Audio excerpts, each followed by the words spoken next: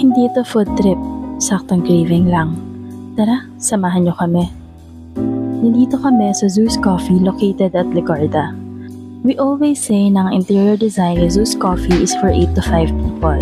Sakto sa mga pagod na laptop and Google Sheets warrior na gusto lang ng peace bago sumabak sa another meeting or after surviving 100 email. Simple, modern at spacious sa loob. Walang masyadong arte pero may kape. So redeemable. I ordered the sea salt matcha latte for 140 pesos.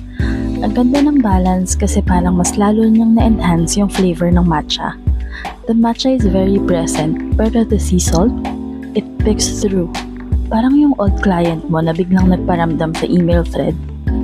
Unexpected, nostalgic, pero comforting. Parang warm hug kahit iced naman yung order ko.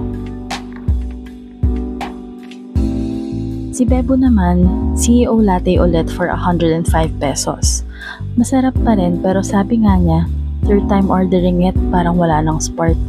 Yung tipong predictable na, hindi na nakaka-excite. May mga coffee kasi na kahit araw-arawin mo, you still look forward to every sip. Ito, medyo stable, pero hindi thrilling. Parang long-term situationship nyo. May nakita rin kaming pastries na mukhang masarap. Croissant swirls, and red velvet cake, and more. Pero since wala sa cravings today, pass muna kami. May mga cute din silang tumblers and cold cups. Kung mahilig ka sa coffee on the go or talagang mahilig ka lang sa tumblers, magugustuhan mo to. Madalas din siyang mapuno lalo na on busy days. Maraming students and laptop warriors pero may sense of shared peace. Parang may unspoken agreement. Tahimik tayo. Magkape lang tayo. It's full, but it still feels safe and steady. Another day, another craving satisfied, and another reason to pause before the next to-do.